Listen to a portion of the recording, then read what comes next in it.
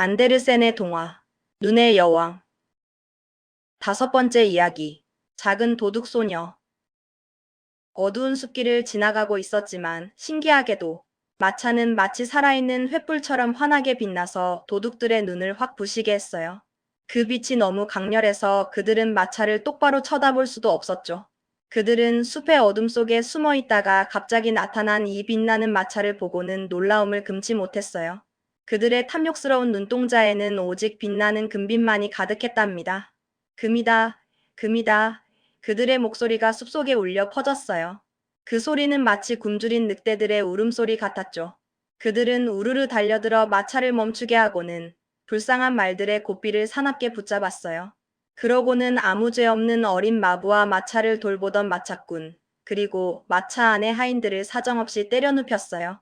순식간에 아수라장이 된 마차 안에서 그들은 겁에 질린 어린 게르다를 머리채를 잡고 밖으로 확 끌어냈죠. 게르다는 너무나 무서워서 비명조차 지를 수 없었답니다. 어쩜 이렇게 통통하고 예쁜 아이가 다 있니? 분명 귀한 경과 알맹이만 먹고 자랐을 거야.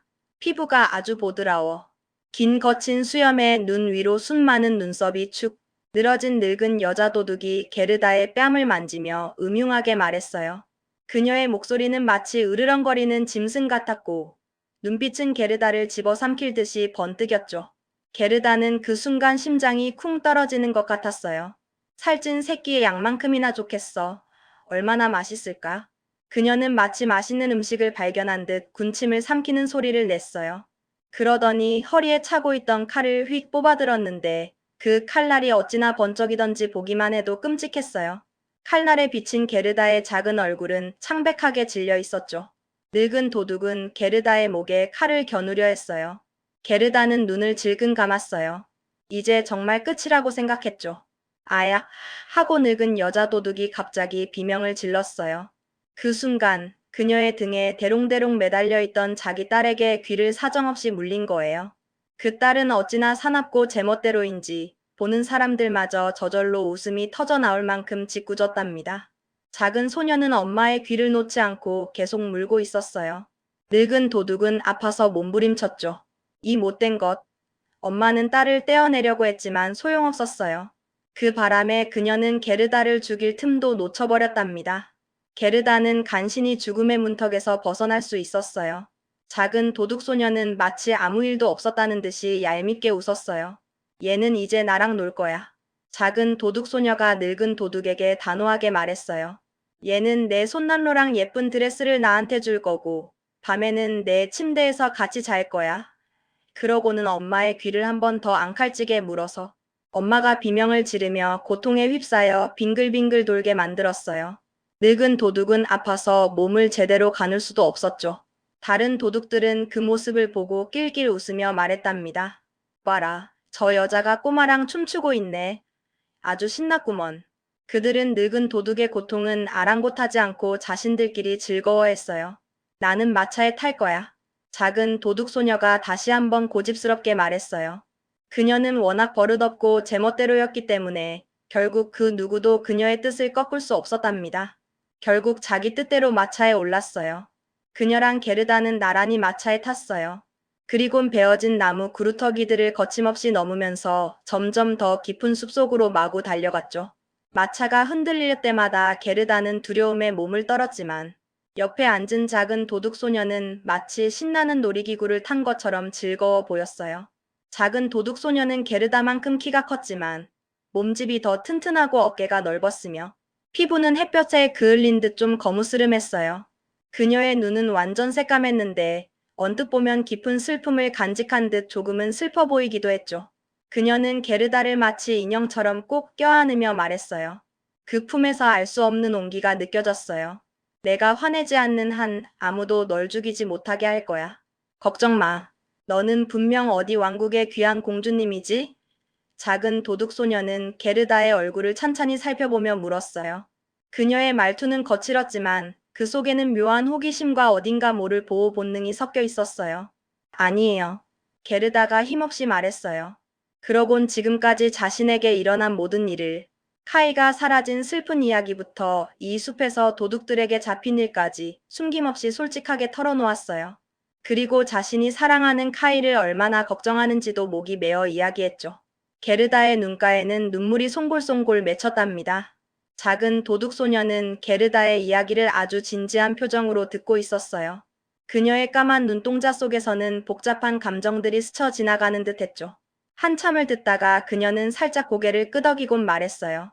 내가 나중에 화가 나더라도 그래도 다른 사람들이 널 죽이지 못하게 할 거야. 그때는 내가 직접 죽일 거니까. 그때까지는 안전해.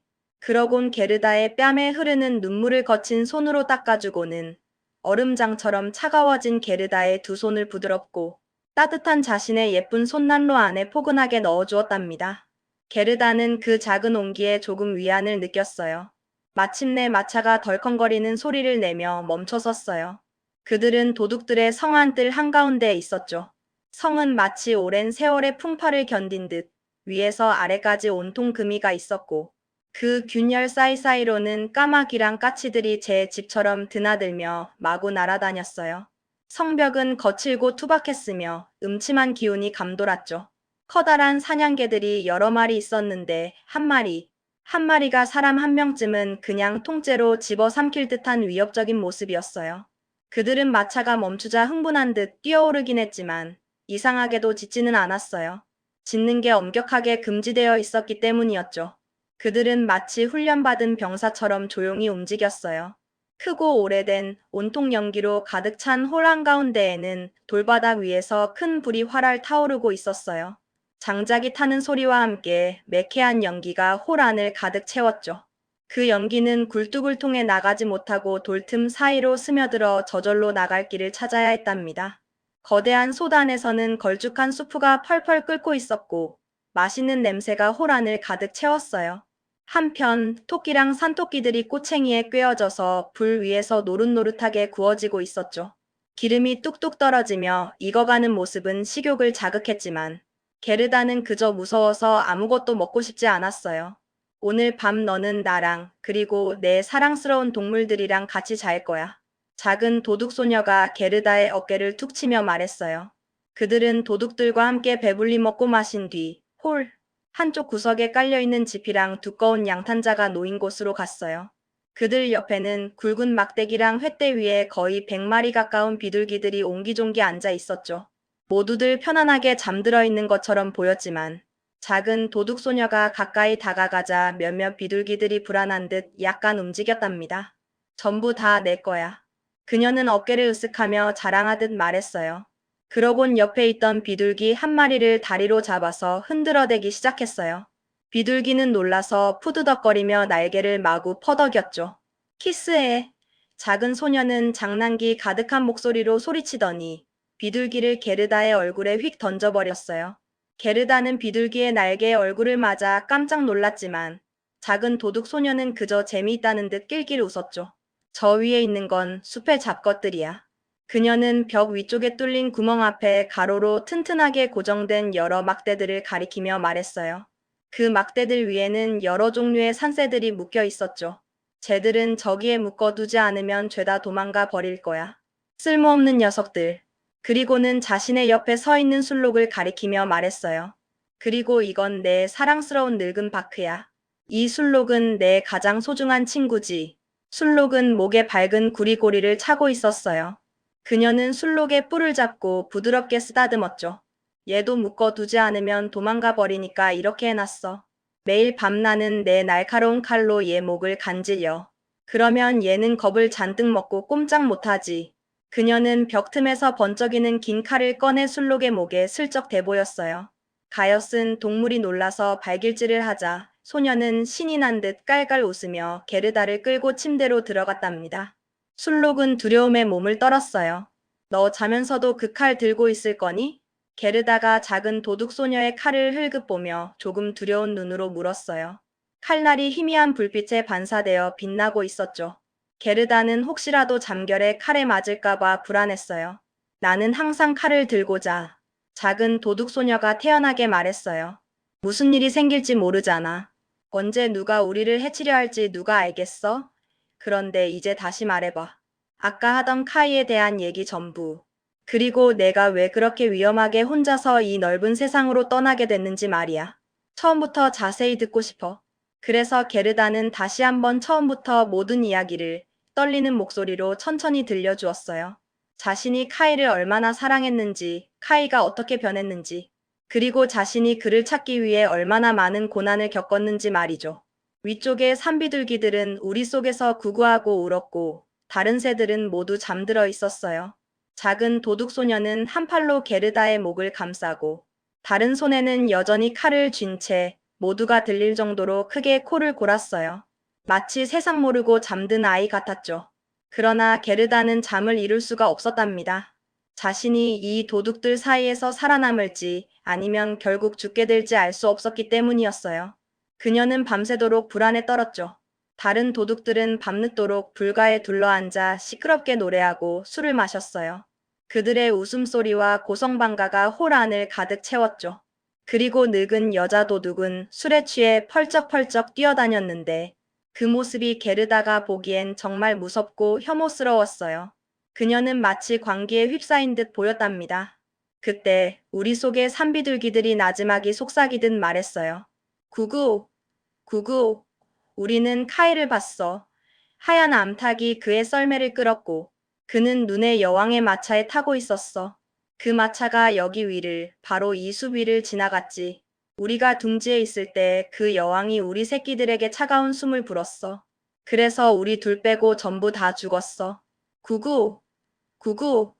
비둘기들의 목소리에는 슬픔과 원망이 섞여 있었어요. 뭐라고 했니? 게르다가 비둘기들의 말에 놀라 자리에서 벌떡 일어나며 외쳤어요. 그녀의 심장이 빠르게 뛰었죠. 눈의 여왕이 어디로 갔는지 알아? 혹시 카이에 대한 무슨 정보라도 더 있니?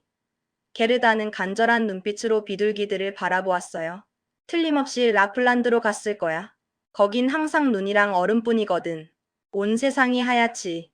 더 자세히 알고 싶으면 저기 묶여있는 술록에게 물어봐. 비둘기들은 고개를 끄덕이며 그렇게 말했어요. 그곳은 눈이랑 얼음뿐이야. 하지만 그곳은 정말 장엄하고 아름다운 곳이지. 술록이 비둘기들의 말을 듣고는 고개를 들고 말했어요. 그의 눈에는 아련한 고향에 대한 그리움이 담겨 있었죠. 나는 그곳의 넓고 빛나는 골짜기에서 마음껏 뛰어다닐 수 있거든. 눈의 여왕은 그곳에 여름 천막을 가지고 있지만 그녀의 본래 거처는 북극 쪽 높은 곳 스피츠베르겐이라는 섬에 있어. 그곳은 인간의 발길이 닿기 어려운 신비로운 곳이지. 아, 카이. 가엾은 내 카이. 게르다가 술록의 말을 듣고는 깊은 한숨을 쉬었어요. 그녀의 마음은 다시 한번 슬픔으로 가득 찼죠. 조용히 할래? 옆에서 잠들어 있던 도둑소녀가 게르다의 한숨 소리에 깨어난 듯 으르렁거리며 말했어요. 안 그러면 가만두지 않을 거야. 시끄러워 죽겠네. 그녀의 목소리에는 짜증이 가득했답니다. 아침이 되자 게르다는 전날 밤 산비둘기들이 자신에게 들려준 말을 모두 작은 도둑소녀에게 이야기했어요. 카이가 눈의 여왕과 함께 라플란드로 갔다는 이야기, 그리고 술록이 라플란드를 잘 알고 있다는 이야기까지요. 작은 도둑소녀는 게르다의 이야기를 들으며 매우 진지한 표정을 지었지만 이내 고개를 끄덕이며 말했죠. 그건 상관없어, 상관없어. 어쨌든 카이는 살아있다는 말이잖아. 그런데 라플란드가 어디 있는지 정말 아니? 그녀는 고개를 돌려 술록에게 물었어요. 내가 그걸 모를 리 있나? 술록이 자신감 넘치게 말했어요. 그의 눈이 머릿속에서 이리저리 굴러갔답니다. 마치 머릿속으로 라플란드의 지도를 그리고 있는 듯 했죠. 나는 거기서 태어나고 자랐어. 그곳의 눈밭을 뛰어다니며 어린 시절을 보냈지. 내 고향이야. 잘 들어. 작은 도둑소녀가 게르다에게 윙크하며 말했어요. 남자들은 새벽에 사냥을 나갔지만 우리 엄마는 아직 여기 계셔. 하지만 새벽 무렵이 되면 큰 병에서 술을 한 모금 들이키시고 나서 잠깐 주무시지. 그때 내가 뭘 좀 해줄게. 좋은 계획이 있어. 그녀는 말과 동시에 침대에서 펄쩍 뛰어내려 엄마에게 달려갔어요. 목에 팔을 확 두르고는 엄마의 거친 수염을 잡아당기며 애교 섞인 목소리로 말했죠. 좋은 아침이에요. 제 사랑스러운 염소 엄마. 잘 주무셨어요? 그러자 엄마는 딸의 코를 잡아 빨갛고 파랗게 될 때까지 꼬집었어요. 아플 법도 한데 그건 다 서로에 대한 애정에서 나온 행동이었답니다. 도둑들만의 독특한 애정 표현 방식이었죠. 엄마가 큰 병에서 술을 한 모금 마시고 잠시 졸기 시작하자 작은 도둑 소녀는 기다렸다는 듯이 술록에게 다가가 말했어요. 그녀의 눈빛은 무언가 큰일을 꾸미는 듯 반짝였죠. 내가 정말 널 내 날카로운 칼로 더 간지리고 싶지만 그러면 너무 재미있으니까 말이야. 아쉽지만 이번엔 풀어줄게. 라플란드로 돌아갈 수 있도록 내가 도와줄게. 하지만 조건이 있어. 너의 튼튼한 다리를 잘 써야 해. 그리고 이 꼬마 아가씨, 게르다를 눈의 여왕의 궁전까지 안전하게 데려다 줘야 해. 거기 그녀의 친구가 있대. 게르다가 하는 말을 너도 다 들었지? 어젯밤에 충분히 크게 말했으니까 너도 다 들었을 거야. 제대로 들어야 해. 술록은 작은 도둑 소녀의 말을 듣고 기쁨에 겨워 껑충껑충 뛰었어요. 마치 오랜 염원이 이루어진 듯 활짝 웃었죠. 도둑 소녀는 게르다를 번쩍 들어 올려 술록의 등에 단단히 묶어주었어요. 혹시라도 떨어질까봐 밧줄을 몇 번이고 확인했답니다. 그리고 게르다가 편안하게 앉을 수 있도록 부드러운 작은 방석 하나를 앉을 자리에 조심스럽게 대주었어요. 이건 내 터량 말이야. 눈길을 가야 하니 발이 시릴 거야. 이건 내가 가지고 가. 하지만 손난로는 내가 가질 거야. 너무 예쁘거든. 이건 내 보물이야. 그래도 내가 추우면 안 되니까. 이건 우리 엄마의 안감 있는 장갑이야. 팔꿈치까지 길게 올라오지. 따뜻할 거야. 어서 껴봐. 이제 내 손이 꼭 우리 흉한 늙은 엄마 손처럼 큼직하고 따뜻해 보이네. 작은 도둑 소녀는 장갑을 게르다에게 건네며 너스레를 떨었어요. 그녀의 말투는 무심했지만 그 속에는 게르다를 향한 따뜻한 마음이 담겨 있었어요. 게르다는 작은 도둑 소녀의 뜻밖의 친절에 감동하여 기쁨에 겨워 눈물을 흘렸어요. 그녀는 울음을 참으려 애썼지만 따뜻한 마음이 북받쳐 올랐죠. 이 험한 세상에서 만난 작은 온정이 너무나 소중하게 느껴졌답니다. 내가 우는 거 못 보겠네. 작은 도둑 소녀가 찡그린 얼굴로 말했어요. 지금은 기뻐해야 할 때야. 이제 카이를 찾으러 갈 수 있게 됐잖아.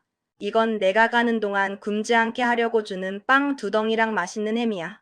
힘들 때 조금씩 먹어. 그녀는 빵이랑 큼직한 햄 덩어리를 술록의 등에 단단히 묶었어요.